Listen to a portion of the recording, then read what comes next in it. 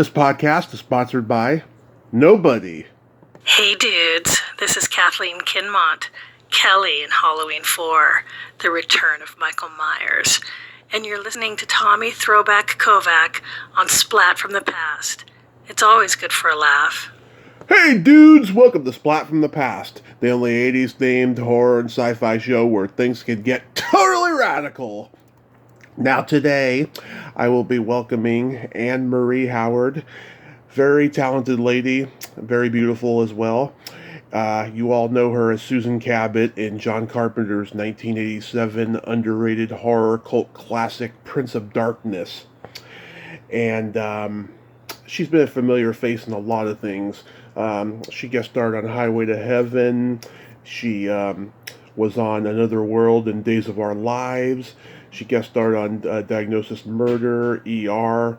She was in the Martin Lawrence movie Blue Streak, the Adam Sandler movie You Don't Mess with Zohan, and she's done a lot of commercials. She was the spokesperson for the National Association of Realtors. She did a series of commercials with another guest of mine, Darlene Vogel. And it's going to be a great conversation today. We're supposed to do this on the exact day that Prince of Darkness was released in 1987, which is October 23rd, and unfortunately, we had to have it rescheduled. So we're going to be talking today, and I cannot wait. This is the Sunday before Thanksgiving, and I am so in the mood for turkey, but it's only a few days away. So yeah, here is my interview with Anne Marie Howard. Hi, Tommy. Hey, Anne Marie, welcome to the show. How are you today? Thank you. I'm good today. It's a beautiful sunny day in LA. It's nice and sunny here in Reading as well. It's really cold, though. Yeah. We just shot a film in Reading, Dresden Sun. Oh, really? Wow. Yeah. Not just. I guess it was February. Oh, yeah, there was a movie being filmed here, and I was going to go to be an extra on it, and I ended up not doing it. So what a funny coincidence that is. Yeah. So this is such a great honor. Thank you for taking the time today, and I'm glad we can finally do this. Yes, me too. So, going back in time, I was reading that you were in a production of Carousel when you were only 4, and that's where your love of acting began. That's true, yeah. My mom put me in dance class when I was very young because my name Anne apparently means grace, and she said I walk like an elephant because I kind of have flat feet.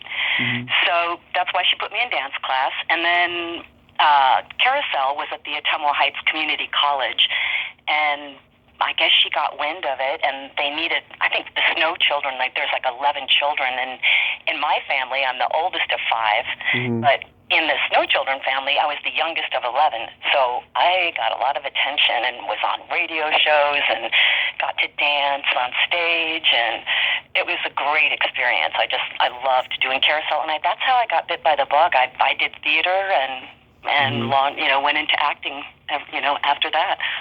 Were your parents actors? No. My mom was a nurse, but then she had 5 kids, and my dad was a dentist. Mm. And I say, but then she had 5 kids, but I mean, that's a huge job to raise kids. We were all right in a row in Ottumwa, Iowa. But my dad was a dentist, so yeah, he just passed away about 4 years ago. Oh, I'm sorry. And Mom's still with us. I heard your mom's in the hospital. I'm sorry to hear that. Yeah, unfortunately, but she'll be out in January, which I'm happy about.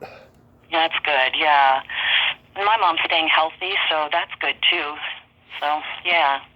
Yeah. So you're born in San Diego and raised in Iowa? Yeah, so what happened was my dad was a dentist in the Navy, and I was born at the Balboa Naval Hospital in San Diego, and then he was from Ottumwa, Iowa. So his parents, my grandparents, set him up in his dental practice there, which is how we ended up in Ottumwa, Iowa, because his parents were from there. And so we were there until I was 14, and then we moved to Davenport, which was a big city compared to Ottumwa, and I went to high school in Davenport, to Assumption High School.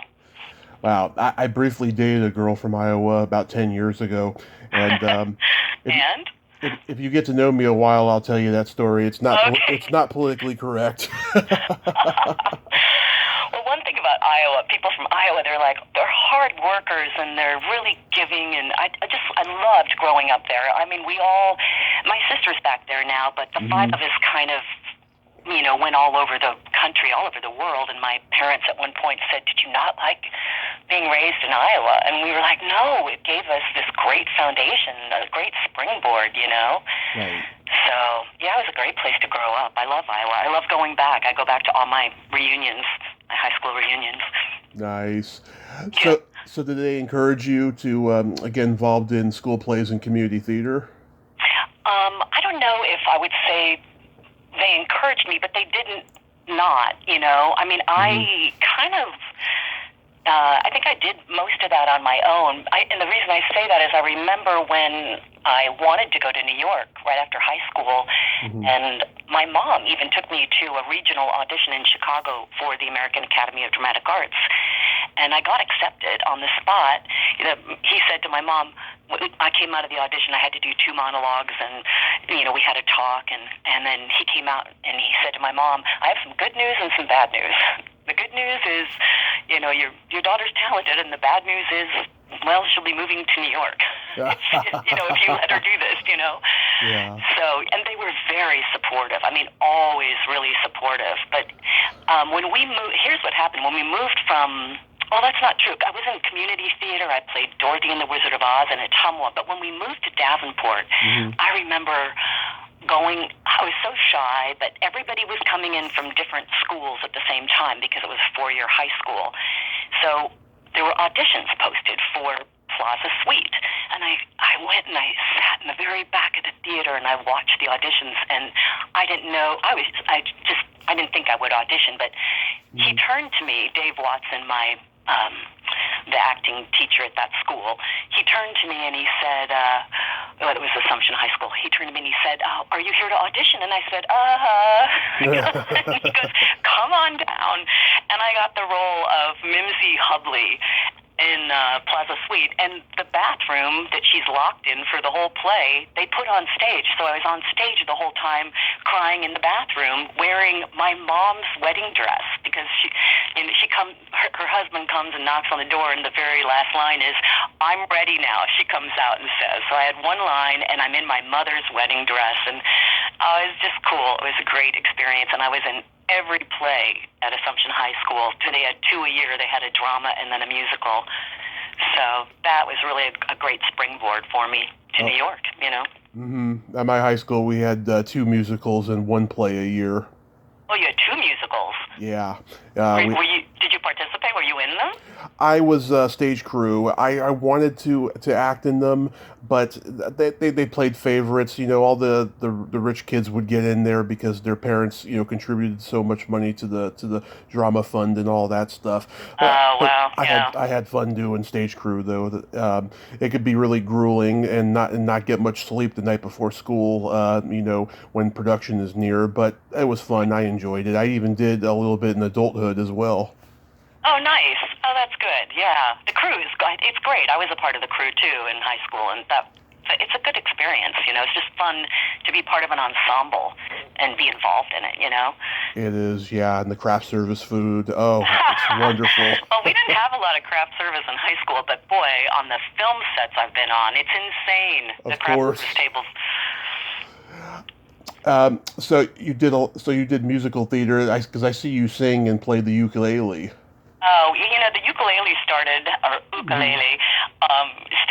when I moved to Vermont, and it's a big thing in Vermont. And so I actually went to a retreat at the Hallelujah Farms, which is in actually New Hampshire. And it was such fun. I didn't even have a ukulele then, and I didn't know how to play.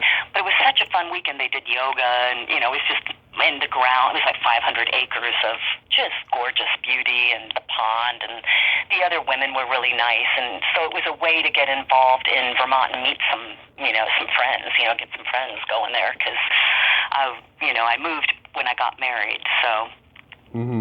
Yeah, and so we go back and forth between Vermont and California, and it's it's a great life. It's just hectic sometimes. And then during COVID, we stayed in Vermont for like 6 months and just snowshoed. We just went, everybody has huge acreage outside. There's just not that many people in Vermont, so there's I think 4 times the amount of people in New Hampshire, and the states are the same size, which gives you an idea of how much land, just openness there is in Vermont, which is what I really love about it.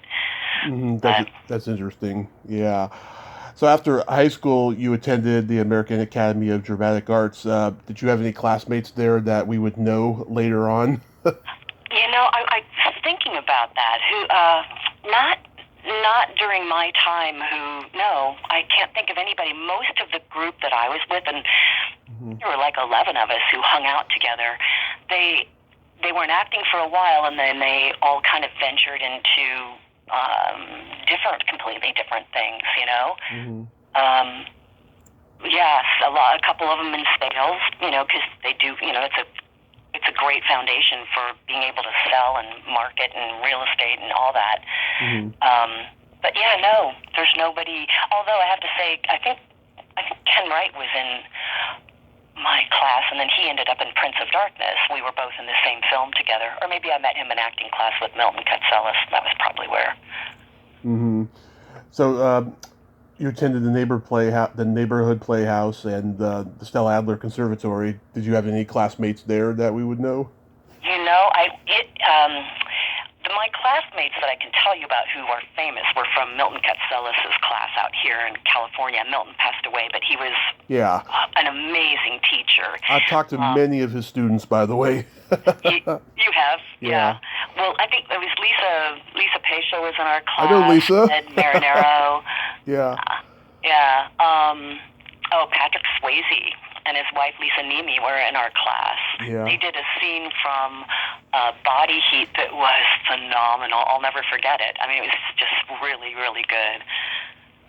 Yeah. So, yeah, Lisa. Another one who's not with us anymore, Patrick Swayze. Oh yeah, God, that was really tragic. I mean, he was one of those guys that was always there whenever I turned on the TV, and now he's too. gone. Yeah. It's sad. It really is. You did some off-Broadway plays. Anything stand out that you're particularly proud of? Let's see.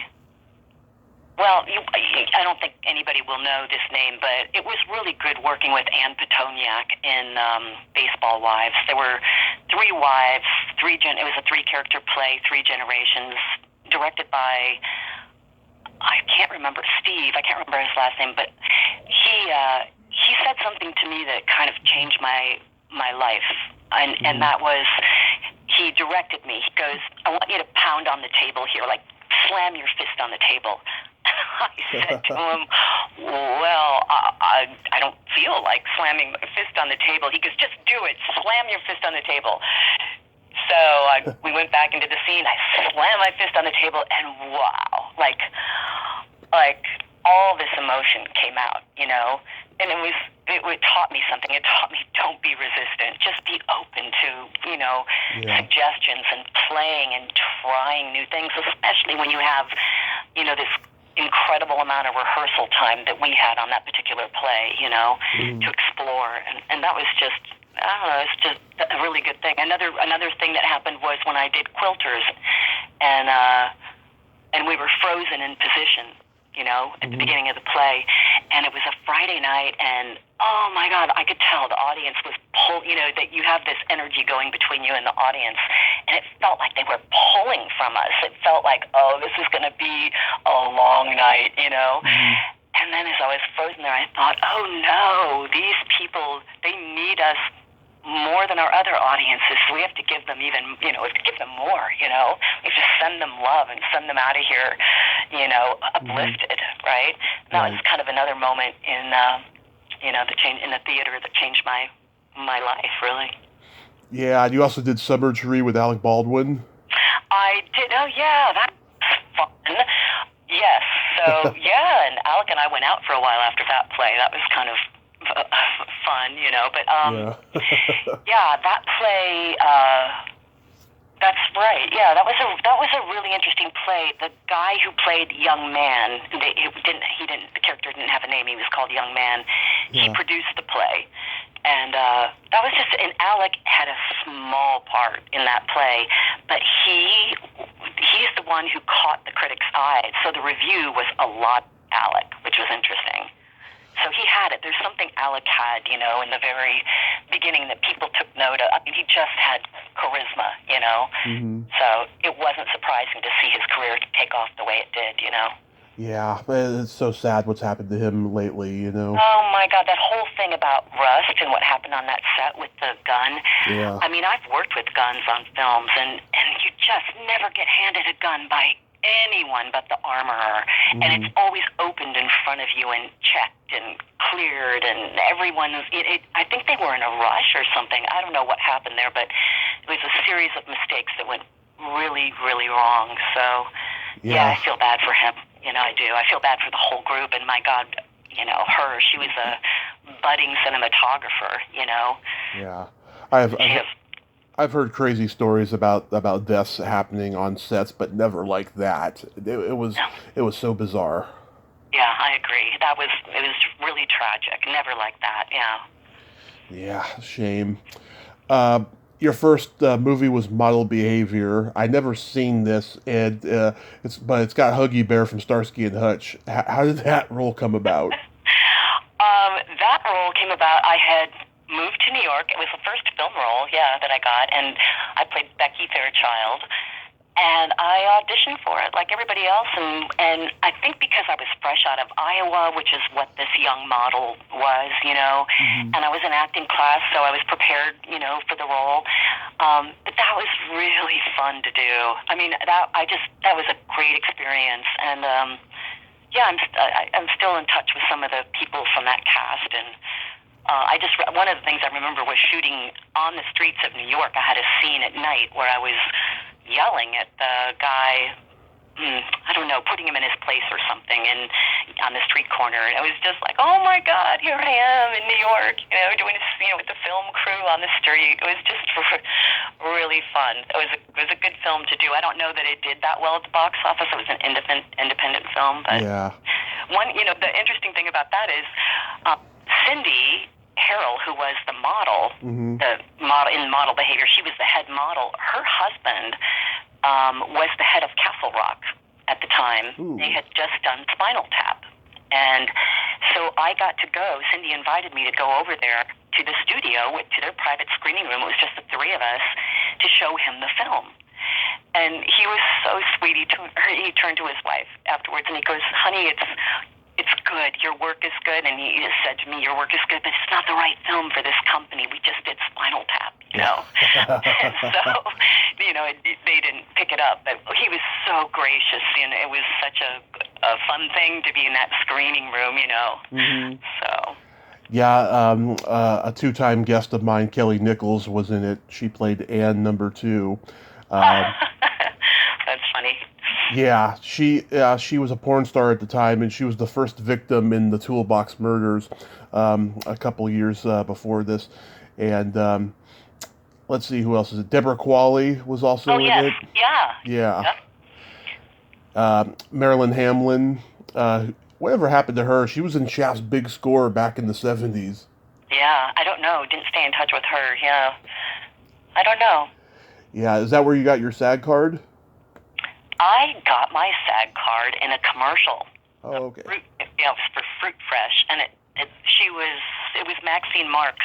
Somehow she was related to the Marx Brothers, this casting director. I think Cunningham and Walsh was the name of the ad agency, but yeah, it was in New York, and I remember her assistant said to me, God, you keep coming in here and getting so close and not getting the role because you're not union. And she goes, and so they told me, go join, I think my agent had suggested this, go join AFTRA. At the time, AFTRA and SAG were separate. Right. And that shows that you're serious, that you are in a union and you're working towards being in SAG. Because they Taft-Hartley'd me in, which means they had to say to the union, there's nobody else who's right for this role. We need this actress. And so there was a mother and a husband, and so that's how I got my SAG card, was from that commercial. Then you were directed by another guest of mine, Tony Mordente in Young Hearts. Oh God, Tony! How, Yeah, that was great. You know, that's Jeff Franklin. oh yeah, Yeah, I Full just read House. an article about Jeff. He moved to Miami and his house is for sale, and I've been in his house. It's incredible. But he was asking like $85 million, and now it's down to 59.9 or something. He's asking. Wow. But he's already living in Miami. But yeah, Young Hearts. That was so fun. That was like Happy Days, kind of vibe to it, meets family ties kind of thing. And I remember, they had me in this really short skirt and this like kind of sexy top, and I was saying to Patricia Hardy, who played my mom in the show, I said, "Oh my gosh, I'm from Iowa," because they were from the Midwest, I guess, this family, and I go, "We don't wear clothes like this, in Iowa." And she said, "People don't tune into TV to see who they are, what they look like. They want to see better, different, interesting, So I went, "Oh, okay." But interesting sidebar there. Michael Callan, who played the dad, and Patricia Hardy, who played the mom, had been married, and they were both divorced at this time, and I believe they were both remarried. Wow. So it was fun for them even to come together and play husband-wife, again. And they had met on the set, I believe, somewhere in the years prior, Yeah. That was a fun show. We all thought that was Carson Productions when Johnny Carson was on The Tonight Show, and we all thought, "Oh, we're going to be on The Tonight Show," and then we didn't get picked up, so we didn't go on The Tonight Show, and we were all probably more disappointed about that than anything else, being kids, Yeah, well, Johnny ran the Tonight Show like the mafia, because that's where he came up in the nightclubs, the mafia-owned nightclubs, and he was just very selective with who he put on the show, and he was very sensitive and all this stuff. There's a guy I know, he had a Johnny Carson themed podcast, and he interviewed like everybody who knew him and stuff, Oh wow! Huh. And to find all that stuff out, it's pretty interesting. interesting. Things to say about him mostly. There's a lot of good stuff that's said about him, yeah. But that's how he ran the show, and NBC was trying to get rid of him, at least 10 years before he actually retired, because they were fed up with the way he ran things, Oh, okay. Yeah. Yeah, but there's good stuff though. Lots of good stuff. You did a 2-part episode of Highway to Heaven. Oh, yeah, with Michael Landon. Everyone tells me Michael Landon was really like a spiritual advisor, much like his character on the show. But what was your experience like working with him? Yeah, he was exactly that. He was amazing. We all had chairs with our names on them. John Carpenter had that too, with the chairs with our names on the back. And we sat there together, and he just talked to, he was just lovely. And he decided, the reason it became 2-part, it wasn't originally a 2-part episode, but we were working on it, and he said, "Oh, this has got to be more. This has got to be developed further." And so he called the network. He went into his dressing room, called the network, and then he said, "Okay, we're on. We got the," and he went and he wrote the rest. He wrote. He just locked himself away and kept writing and came back out. And then when his wife Cindy came with the kids, he also just stopped everything and went and spent time with her. He was a really cool guy. I learned a lot from him. He was. He was a really, really lovely, awesome man, Mm-hmm. So, I remember my audition. Oh, this is funny. My audition, he didn't say anything, but he was in the callback, and he squatted down in the corner, and he had, how you put your hand up to one eye, like you're looking through a lens, Yeah. That's what he did the whole time in my audition. And then I was like, "Thank you, bye," So, funny. Yeah. And Victor French, he was a good guy too. Victor French, he's a lovely man too. He was so kind. Everybody was kind and welcoming, and you just felt like you were part of something really special. Yeah. It wasn't like sometimes when you step into a show and it's a well-oiled show and the cast is really tight, and they're not very welcoming to some of the guest stars or co-stars. Yeah. This was completely different. This was just like, we're in this together. It's like, because they were there to serve the characters who came on and to help them. That show was we need more shows like that. I mean, we could really use a show like that now. I think Ted Lasso is the only thing I can think of that's like somewhat uplifting, on the air. Yeah, it's sadly ironic how Victor French dies just before they do the final episode, and then Landon dies 2 years later. It's almost like a cursed show in a way, Yeah, Landon. Yeah, the whole thing there. Yeah, kind of ironic. It's just strange how things happen in life, isn't it? I mean, it is. Yeah. There was no other show like that show too. I mean, it was it, and they had a couple of kind of imitators in movies like Crocodile Dundee. Paul Hogan did a movie called Almost an Angel that's very similar to to that movie. Yeah, but there was nothing like it. Yeah, it was a great show. Yeah, it really was. Yeah. How does John Carpenter's Prince of Darkness come to you? So John Carpenter's Prince of Darkness, I had just moved to Los Angeles from New York. Had I just moved? Yeah. Yeah, I had just made the move out here, and I got a manager and an agent, and they sent me on this audition, and I got in the car, and, I've driven because I was from Iowa, but I hadn't driven in like 11 years because when you're in New York, you don't need a car to get around, Mm-hmm. So I went to Iowa. My dad helped me, and I bought this car, drove it out to the West Coast. And at the time, we didn't have GPS or MapQuest or anything. So we had the Thomas Guide. I mean, you might be too young to remember that. I don't know. A Thomas Guide, it was called? What? What was it called? A Thomas Guide? The Thomas Guide, yeah. Do you remember that at all? It doesn't ring a bell, no. No, that's because you're too young. So the Thomas Guide was this weird book of maps. And so you would have to map out your trip before you left, and you would flip pages, and it was like a rectangular book, on spirals, and it was huge, and you'd flip, and then at the bottom of the page, when the road stopped, would go G4 or whatever. You turn to that page and keep, so I mapped out my trip, and I get in the car and I drive out. I don't know where it was, but it was far. It probably wouldn't seem far to me now, but it was far then because I was new to the area, and I got lost, and I had to pull over because we didn't have cell phones and find a payphone and call my manager and say, oh my God, I don't know where I am. So he figured out, he got me back on track. He called over to John Carpenter and he said, she's so sorry, she's running late. They said, no worries, we're here, we'll wait for her. So I finally get there and I walk in the door, and, because I knew that they knew I was going to be late, which is not a good thing, but I was new to the area. So John goes, well, welcome, I'm glad you finally made it. And I said, well, me too. I certainly am learning my way around here, So we went into the room and we sat down, and he was it was on sofas. We just sat down, he handed me some sides, and I think I read the scene for Catherine, or I think it was for Catherine. Mm-hmm. So we read, we did the scene a few times. We talked a lot. I get in the car, I'm driving home, and my pager goes off. It's my manager. So I pull over and I pick up the phone, and he goes, Susan.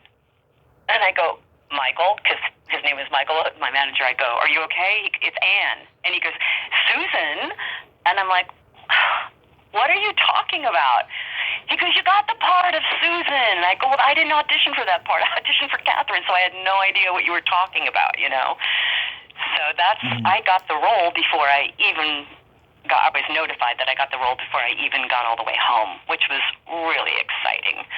And then John had these individual zombie meetings with each of us. He didn't want us, once we got possessed by the green liquid, he didn't want us zombieing around the same way. So if you look at that movie, you'll notice everybody had a different physicality, once they got affected, once they were possessed, they zombied in a different way. And we talked about the glasses, and he had me go out and buy my glasses, and he said, buy 2 pair, we'll reimburse you. Mm-hmm. And so I think I still have a pair of those glasses, the round, tortoise rimmed glasses. Yeah. And the reason he had me buy 2 is, I guess it's not, if people have probably seen it, but the glasses come flying off when Susan, radiologist glasses, me, gets possessed by this green liquid that she's researching, with all these other young scientists, Yeah, you looked good in those glasses, by the way. Oh, I don't know about that. Thank you, though.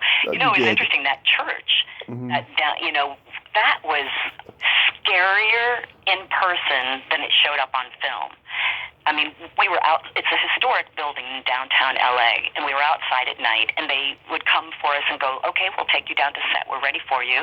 And you walk down this, like, concrete stairs, like, tunnel with candles lit.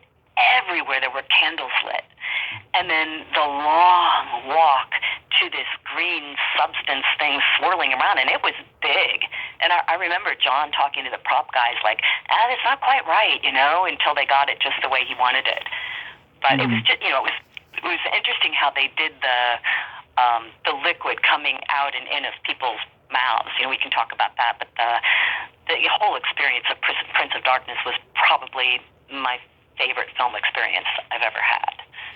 Yeah, tell me about the liquid, because there's that scene where you go into the bedroom and you vomit the liquid on that girl's face. And what's funny? Your hair reminds me of Linda Blair's hair in the '80s, not during the Exorcist era, but I in had the shoulder '80s. pads. It was Yeah. I mean, it was very '80s, and my hair was like teased and like poofy and everything, right? Yeah, curly. Yeah. Yeah. So Ann Yen, who played Lisa, was laying in bed on that cot, right? Right. So she's finally getting some rest, and I'm crawling over her.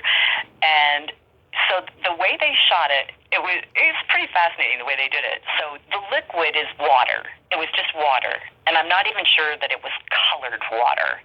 But what they did was they shot it profile, and so they shot it like from my left side. So over my right ear was this little rig thing that, and then a little like straw kind of thing that went down right by my mouth along the side of my face.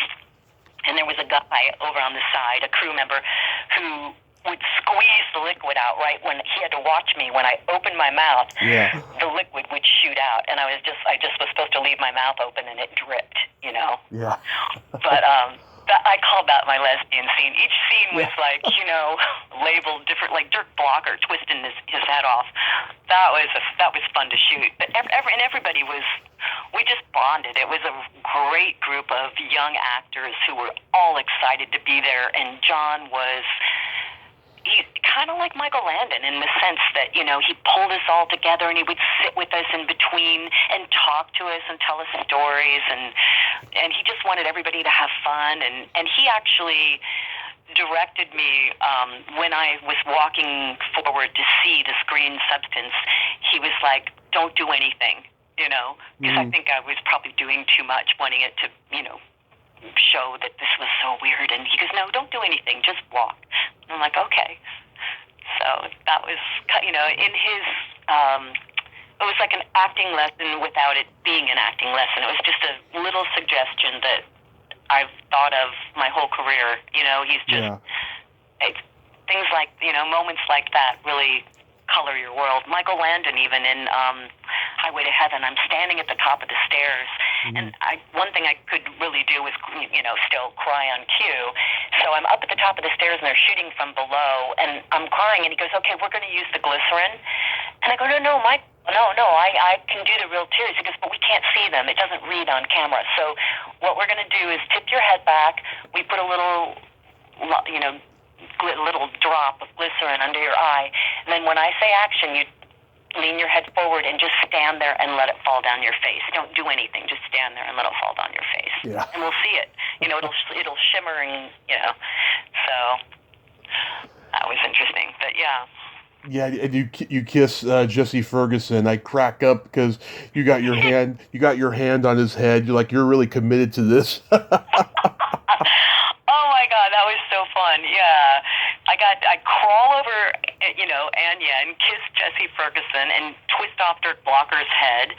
I don't know if there's anybody else that I watched. I think I watched Alice Cooper have the bugs crawl all over him, right? Standing on the railing there outside. That was kind of fun when John had his friend come on the set and introduced us all, and he was just, he had a great time being there that night. It was all shot at night, so it was all spooky to begin with and weird, but yeah, John is a cool guy. I would love, love, love to see him do his one-man show, and I don't know if he's still touring or not, but I want to try to get him to Vermont, do his show there, because I guess he has a big screen. Have you seen him at all perform? No, I almost saw him go do one of his concerts where he's doing the themes for all his movies and stuff. Yeah, that's the one I'm talking about. Yeah, I almost did a couple of years ago, but then I ended up not because it was expensive or whatever. But I do know that he tours and does the music shows. Yes, he has all of because he did all the music.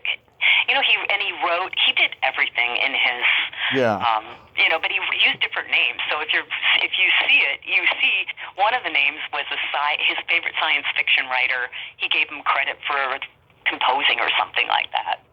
Anyway, or even the script, or even writing the script. He gave himself different names. So it wasn't John Carpenter. Although it is listed as John Carpenter's Prince of Darkness. Right. And when I got the film, I was familiar with his work, but not all of it. So I had a John Carpenter movie fest, and I rented The Fog, The Thing. Halloween, of course, I knew. And then he did Escape from New York, which was so out of his genre, so different for him, Yeah. And I liked that. I liked it a lot. But, yeah, I loved all of his films. They were really good. Him and George Romero, they were my two horror auteur guys when I was growing up. I just love how they worked with the best casts. They really satirized the government. They did social commentary, lots of good stuff.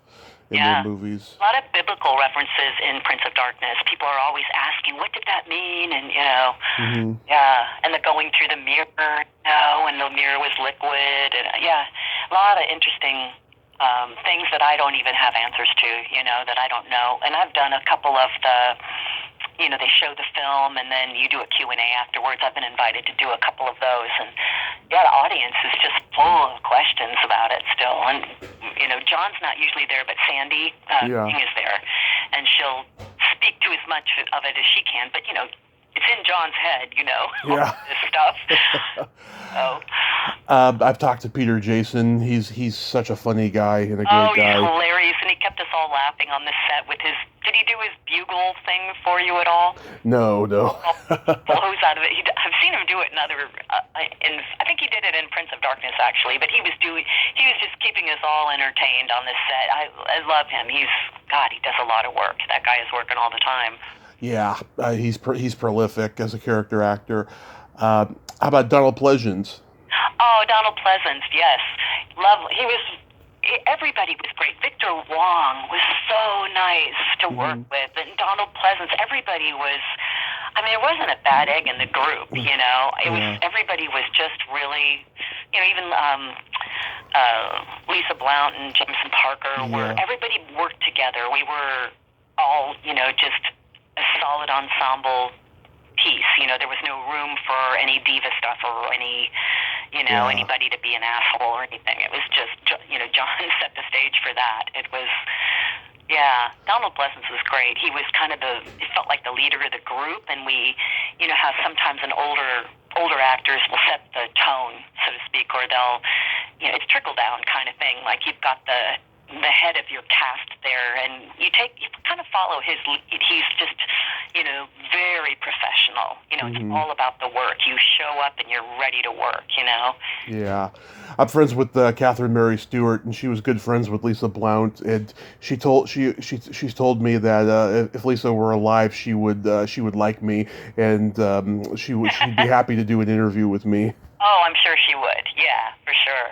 She was great. Yeah. Oh, what happened to her? She's gone too now, isn't she? Yeah, I don't know what year it was. It was like within the last 10 years or something, probably. Yeah. Yeah, I don't know what happened. Maybe it was cancer or something. I don't know. I don't know either. Yeah. Tom Bray, I've reached out to him a couple times. I've never heard back, but I'd love to get him on. He's done some great work. He was on that show Riptide. Oh yeah, yeah. Yeah. Did you get to interact at all though with Alice?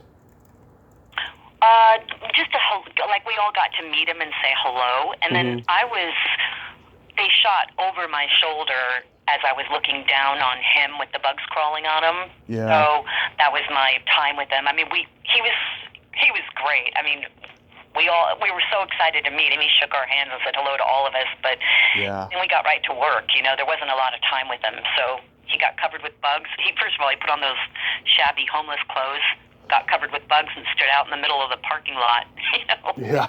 And it happened really fast, and then he was gone. You know. He's a huge hero of mine. I have all his albums. I know the lyrics to all his songs.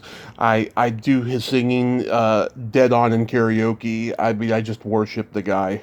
Yeah. He, It's not to worship. He's a cool guy, and he's a nice guy. You know, that's the most fun thing, is to get to work with people and see that they're really cool people. Because I've done a lot of work over 40 years in the business with a lot of different people, and I really haven't come across anybody who hasn't been nice. I really haven't. I mean, I hear stories, but I don't know if I've been lucky or if I've just, you know, whatever. Everybody's been really great to work with. You know, I don't have any horror stories in that, you know, in that way. Yeah, it's also my first huge concert. I heard he's been doing conventions lately. I hope that I get to meet him, you know, before his time is done. I hope I get to meet him. You and I, we were originally going to do this on October 23rd, which is the actual day of the 35th anniversary. I realized later. Oh, wow. That would have been fun. I'm sorry about that. Yeah, we didn't have a good connection in Vermont, so... It's okay. October was a hectic month anyway, you know, because that's when my mom ended up in the hospital, and I was doing all these other interviews and stuff for Halloween, you know, season. So it worked out fine. Yeah. Well, that's good. After that movie... you started doing daytime soap operas like Another World and Days of Our Lives. Everyone I talk to says that soap operas are the hardest job in acting because you got to memorize all this dialogue, and if you stop, you get fired. Yeah, that's true. Yeah, and there's like 50 pages a day sometimes in a row if you're forefront. You know, there's so many characters that maybe you won't always be the focus, you know, but you will have at least 20 pages of lines to learn every day, and it's a lot. So I remember Cale Brown, who was married to Karen Allen, Raiders of the Lost Ark. Animal House. Yeah, so Karen, so anyway, I'll tell you this part first. Cale would bring his script to the set, and then he would stick it under the sofa, like a cushion in the sofa, and he was memorizing up till the last minute, and he'd shove it under the sofa. So the editors said to the directors, whatever, exec producer, he said, hey, no more scripts on the set because I can't fix this. The script was sticking out of the sofa, you know. It was really apparent that's what it was, so no more scripts on the set. Anyway, one day I was in the Village, and I went to this store, and Karen was there. And, oh, my God, I was like, she was stunning and beautiful in person, not a stitch of makeup. And I stopped and I said, hey, I work with your husband, you know, Cale. And she was lovely and really nice. And I went back to work the next day and I said, Cale, oh my God, if I were you, I would just sit and stare at her all the time. Yeah. She's so beautiful, she you know. Is. Those eyes, oh my God. Oh my God, yeah. And she, I guess, spins her own yarn or something and weaves. She's very artistic with what she does, but that's what she got into after.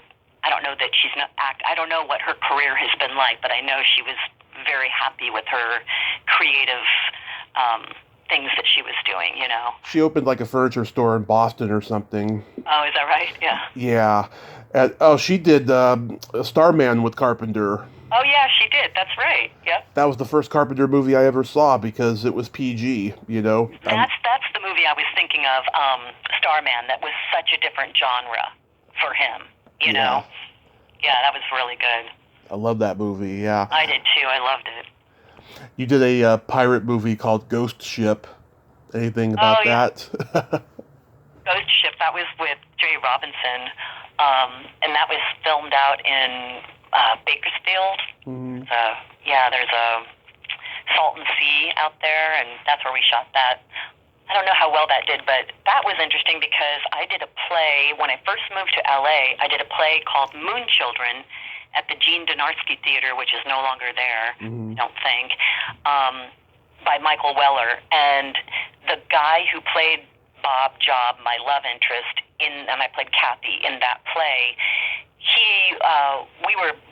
We were love interest again in Ghost Ship, and that was maybe, I don't know, 5 years later, something like that. Mm-hmm. And the way I got Ghost Ship was in Backstage. I don't know if you know what that is, but it's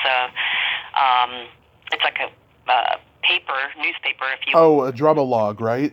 Yeah, and there's casting in the back of it. And so I saw this thing, Jim Flocker, he was the director of the play, and I saw he was doing this film. So I sent my picture in and then got an audition and got the part and got to work with Matt again. And Matt and I are still friends. Well, a lot of us are still friends from that play, Moon Children. We were kind of a close cast, so... It must be fun to do a pirate movie. It's so Americana, like doing westerns. Yeah. You did a TV movie of the week for Christmas called Oh, Henry's Christmas. Oh, yeah, with Francesco Quinn and his dad. Yeah. Yeah, I talked to Anthony Quinn's widow last year. Oh, you did? Yeah. He did the voiceover work to link the 3 Oh, Henry short stories together. So I'm trying to remember if I actually got to meet him. Francesco is a crazy guy. He picked me up one day in some car. I lived up in the Hollywood Hills on Baseline Trail. He picked me up in this sport car, whatever it was, and he took me on. I mean, I like to go fast, and it's, I maybe was a race car driver in a former life or something, but I like to be the driver, not the passenger. So I was like, oh my God, Frankie, slow down. It was crazy. I was trying to be brave and like, oh yeah, I'm into this, and it was just harrowing. You're up there on the, on Mulholland. It was crazy. But he's a good driver, and we had fun working on that film. Yeah, Lonnie Price was in it. He's been on my bucket list forever, but I haven't seen him on social media in like 4 years. Oh, yeah, that's right. I forgot about him, yeah. Eli Wallach, yeah. Yeah, Eli Wallach. And his daughter, Roberta, they were in the last Leaf together. Mm-hmm. That was fun for them, I think, to get to act together. But he was dying, I think, in the show. He was in bed, and he was waiting for the last leaf to fall, I think is what the short story was. Okay. And from the tree that he could see outside of his hospital window or something. Yeah, they were lovely. They were really lovely stories. Oh, they were all just really poignant, moving stories. Mine was $1,000, and Francesco Quinn had inherited, his character had inherited which doesn't seem like much to us now, but he had inherited $1,000. And he had to spend it within, I think, 24 hours or something. And the way he spent the money determined, unbeknownst to him, if he would receive the whole rest of the inheritance, which was huge. And so, yeah, he invested in, I think it was my singing career and some other things. But, yeah. But it was interesting. That was good. And then there was one with a comb, something about, and that was Robbie Benson and his wife. Carla DeVito, is that her name? Carla DeVito, she's the one in the Meatloaf video for Paradise by the Dashboard Light, but she doesn't sing it. I actually interviewed the woman who sings it, Ellen Foley. Oh, wow. Yeah. I don't know that if she did my song in the movie, but I had to lip it, so it was not my voice, and I went home and I worked on that thing so that when they shot close-up, it looked like it was really, and I sang it out loud on the set because it really helps to make it look like would play the song because it was already recorded, that part, so I could just sing out loud to it. That was fascinating to do that, to lip sync like that. How was guest starring on Diagnosis Murder? Oh, God, yeah, that was fun. That feels like so long ago that I don't have like a real clear memory of it, But that was Dick Van Dyke, wasn't it? That was Dick Van Dyke, yeah. Yeah. Oh, yeah. I remember what happened there. I was pretty green, it was one of my first TV things, I think. And so they did the master shot, but I guess I didn't realize that they were going to move in and do close-ups on both of us, individually. And so I said, he said, oh, that was great, thank you. And I go, oh, thank you, bye, and he goes, oh, wait a minute. We have more to do. And oh, my God. And his that, too. I remember meeting his son. Barry Van Dyke. Yeah. And George Lazenby was in that episode. Oh, that's the name that sounds familiar. Yeah. Yeah, he was James Bond in Her Majesty's Secret Service. Wow, God, you are like an encyclopedia. You know everybody and all these movies and some of the stuff I haven't heard of that you're saying. You know. Oh yes, I hear that a lot. Wow. You were in Martin Lawrence's movie Blue Streak. How was that? Yes, that was fun. He's hilarious. Yeah. And so I was a cop in the bathroom, and he comes in to find his gems hidden up in the ceiling or whatever. But he comes in, and he goes off camera to wash his hands or something, and he comes back into the shot. Mm-hmm. But I remember when he went off camera, there was no working sink there, and he went like this. Yeah. Like he was, like with his mouth, like he was washing his hands. Yeah. And he came back in, and it was like you could not laugh. I was just stuff like that he did that was so funny, you know. Yeah, I hope he makes a comeback. I mean, he was huge for a while. I don't know what he's been doing. Yeah. He should have like a podcast or something. Yeah, he's a funny guy. Yeah, something happened to him with a gun or something like that at the airport. Was that him?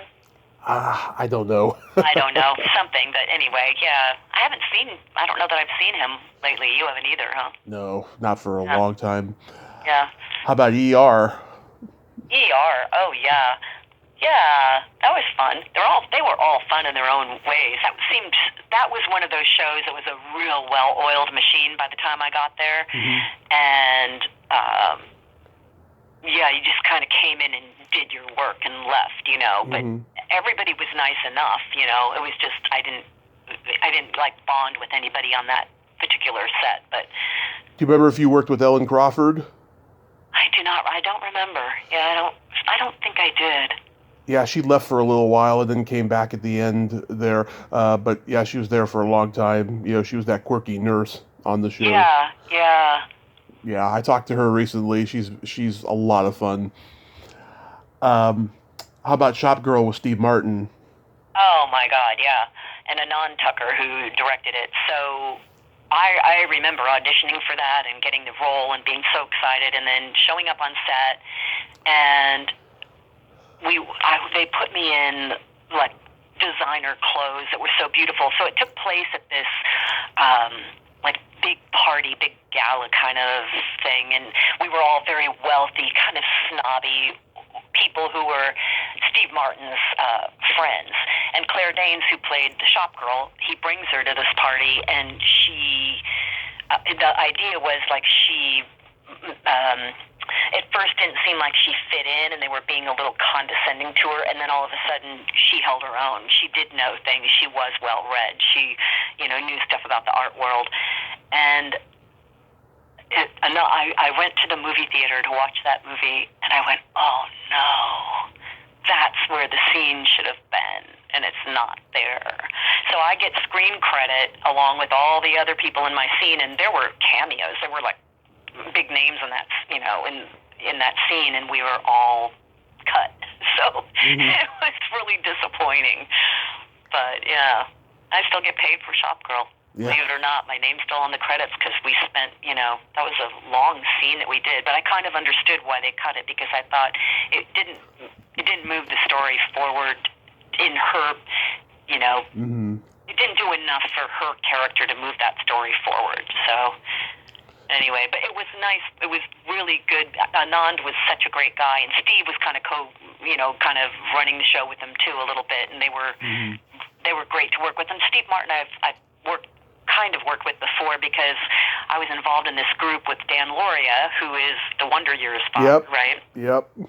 And he had this group of actors at the Cornet Theater, first at the Cannon, and then at the Cornet, and it was Monday nights, and it was called PKE, Playwrights Kitchen Ensemble, and it was sponsored by PKE, Patchett Kaufman Entertainment, which was looking for material for MOW, for their movies of the week. So they were looking at plays. So every Monday night they would do a reading of a play, and I got to read with Jenna Rollins, Peter Falk, just Charles Durning, like really amazing actors, I remember Jenna Rollins gave me a hug after when we were all finished with the reading. It was in a theater with almost 300 seat theater that was filled, because they had celebrities reading these plays every Monday night, Mm-hmm. But I remember her giving me this big hug afterwards, and she reminded me of my grandma Jenny, my dad's mom.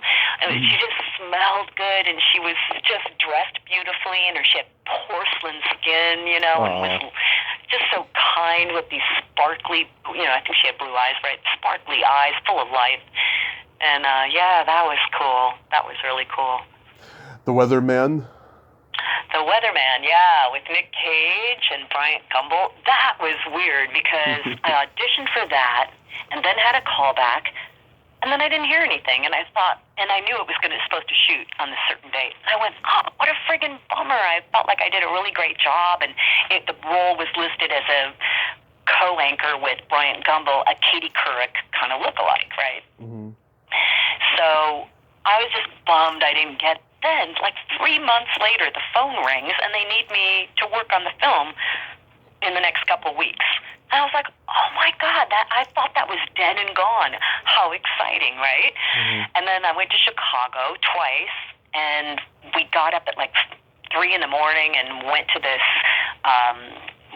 a TV studio, like a news studio that was already preset. So we shot before they got in to actually do their news. And Bryant Gumbel was used to the Today Show, so he had all Armani suits, all his own that he wore, and he was used to waking up that early. He woke up, he did his own hair and whatever he did, his hair and makeup, his suit, he showed up ready to work.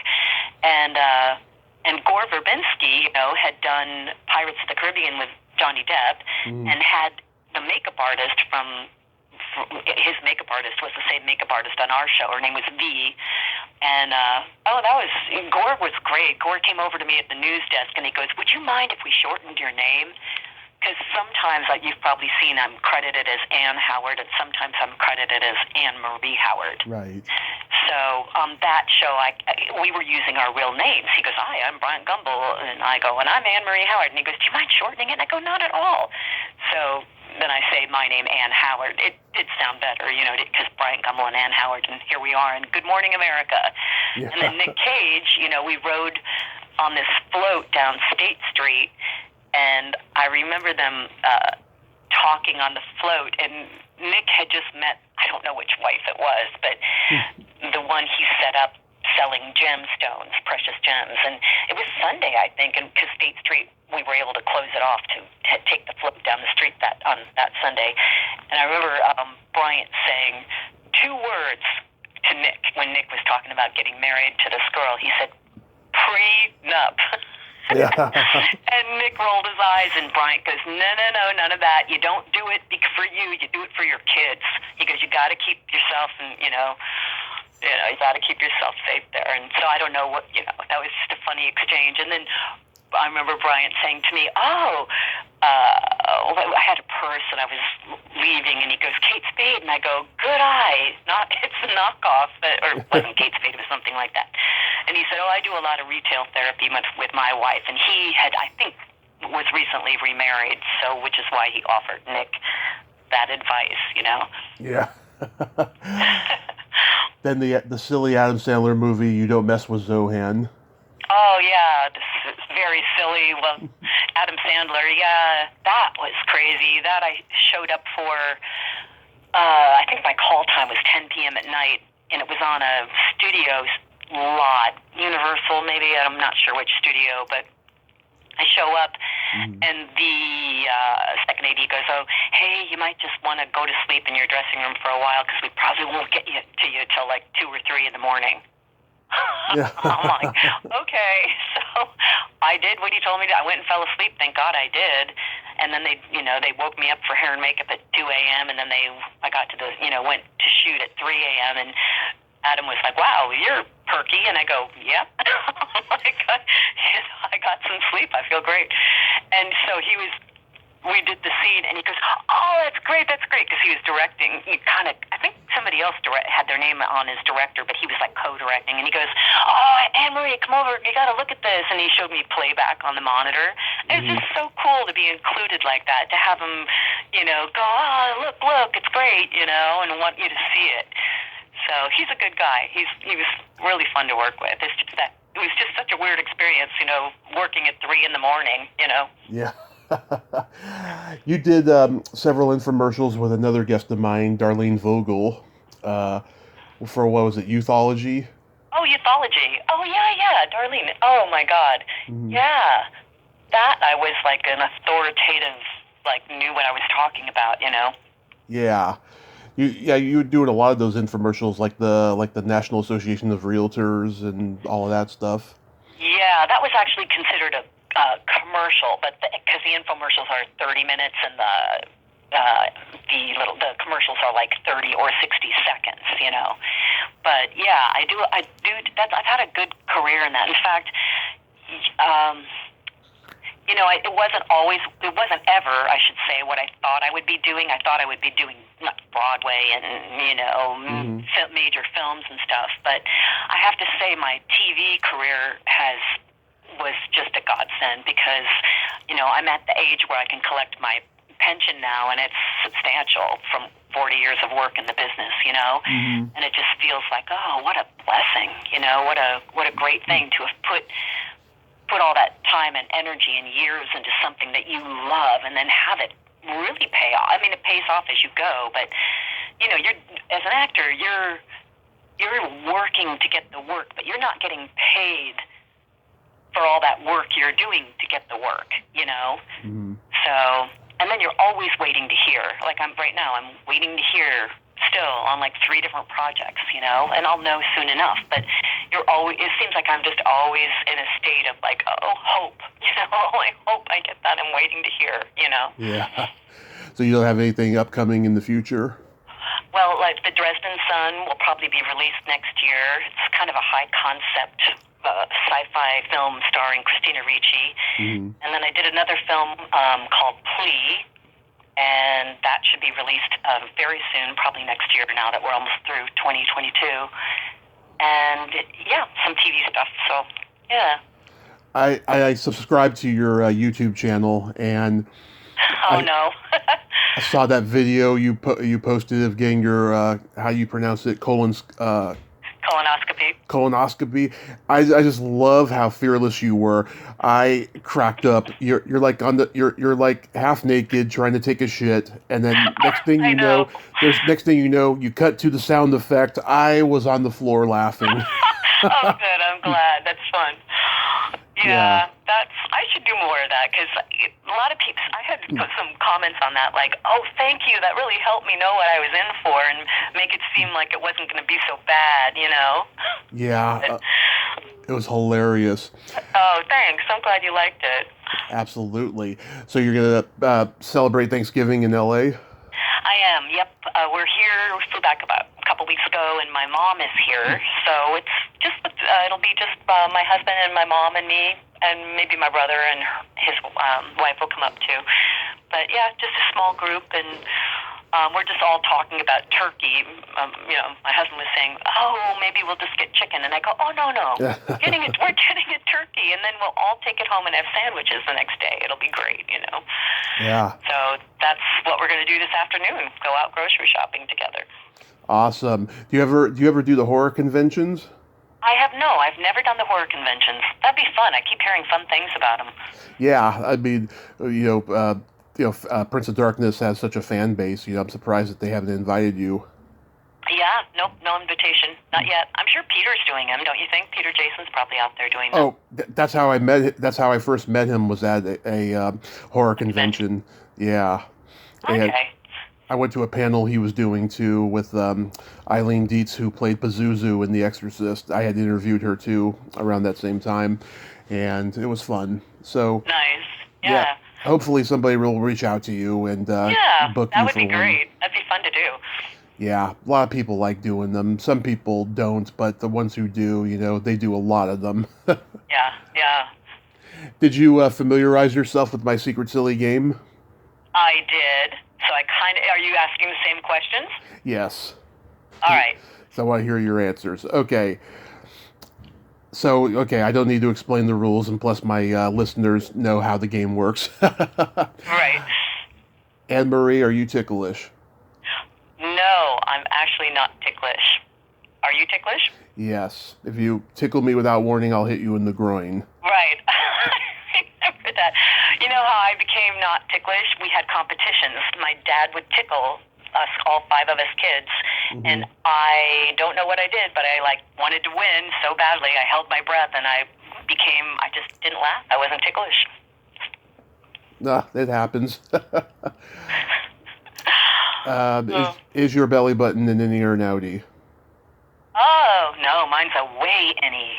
And what is your belly button an innie or an outie? It's an innie. Oh, it's an innie. Is it way innie? Yes, it's very deep. Yeah, mine is so deep. A Q-tip is gets lodged halfway down in there to try to clean it. Mine goes all the way to the knuckle. Oh, God, that's deep. The foreknuckle, not the whole knuckle. Oh, good. Okay, good. What color are your toenails painted? Oh, today my toenails are painted a kind of a deep lavender. Kind of purplish, really, more of a mauve purplish color. I like it a lot. What color are your toenails painted? Right now, they're not painted. Last time they were like an Easter egg blue-green. Ooh.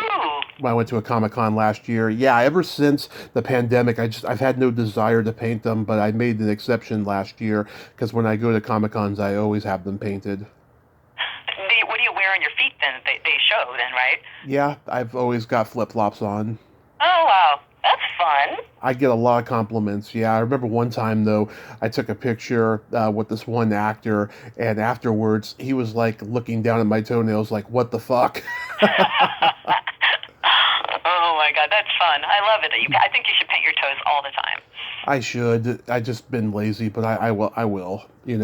Maybe I'll do a red or a green for Christmas. Christmas, yeah, or every other toe, or half and half or something. People are doing crazy fun things with their polish.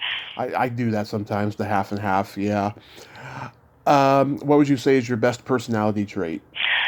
I think my best personality trait is that I think I'm open. I'm just open and I love to laugh, so... I like that about you. What's that? I like that about you. Oh, thank you. Yeah, I feel like I like to hear what people think, and I don't, and I'm referencing politics a little bit. It doesn't bother me. It's like everybody gets to think what they think and vote how they vote, and I like to hear why. It's fascinating to me how we're all the same and yet we're all different. We're so different and unique, What about you? What's your best personality trait? That is so rare, Anne Marie. I'm a Gemini, so I have empathy and I have no filter. No filter means you say whatever you want, whenever you want. Exactly. That can get you in trouble. It can. Yeah, that's why I told you earlier. Get to know me a while, and I'll tell you that story. Oh yeah, I want to hear that story next time, huh? Yeah. I'm an Aries, by the way, so we're very strong, confident, Yeah. Yeah, kind of, yeah. And I'm a double Aries, so that's right. I have my chart done, so I know a little bit about it. What's a double Aries? Double Aries it's my sun sign and my rising sign, and then my moon sign is Taurus, so it's like ram, bull, So it's like, well, one psychic told me, you're going to be successful because you will have it no other way. And I'm like, oh my God, that so pegs me to a T, Yeah. And then my favorite question, is there a stinky smell that just makes you gag? Yeah, I've got 2. Okay. Truffle oil, I can't stand the smell of it. And kimchi is the worst. I hate kimchi. Yeah. That, I will literally throw up if I smell that. You, is there a smell that, I know what makes you gag? Okay, go ahead and say it. Farts, feet. Exactly. And you know what? I laughed because my dad and I have 3 brothers. They would have farting competitions, and their feet always smelled. So that doesn't make me gag because I grew up with it. You got used to it after a while. Yeah, you do. You get used to it. It's like, oh, this is normal. Okay. Yeah, I mean, I love a woman's feet, but if they're clean, that's when I like it. But if they're dirty, it's a no bueno for me. Yeah, well, I get that. Yeah. Plus, it's nice when they're manicured, they have a nice pedicure and stuff too. Absolutely. I have a joke for you. Okay. You know the difference between a golf ball and a G-spot? Oh, this I want to hear. What? A man rather spend 20 minutes looking for a golf ball. Well, it's easier, right? Exactly. Oh my God, that's funny. I like that one. Thank you so much. Anne-Marie, thank you also for coming on today. I'm so glad that we finally got to do this. Oh, me too, Tommy. Thanks so much for having me. Absolutely, and if you want, we can have an unrecorded phone call when you're not too busy, and I can tell you that story. Oh, I would love that. Yeah, call me anytime. Absolutely. I'll text you first, because I don't want to disturb you, if you're in the middle of something. Okay, that sounds good. Is it a long story? No, not really. I can't wait. Oh my God, I want you to tell me now, but we'll hang up. Okay. Okay.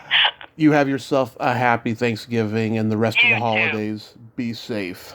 Thank you, Tommy. You too. Happy Thanksgiving. And a hug for your mom. Oh, thank you. Bye-bye. Bye-bye. Well, there you have it. Anne-Marie Howard, ain't she a sweetheart? Oh my God. I love people who are open-minded and are not judgmental and love to hear what the other person has to say. She has a great personality. I'm so glad we got to talk today. Yeah, you know what? Screw the exact day of the anniversary. November 20th is when it was supposed to happen. So yeah, until next time, this is Tommy Throwback Kovac saying there's no shame in living in the past because the present sucks. Later, dudes.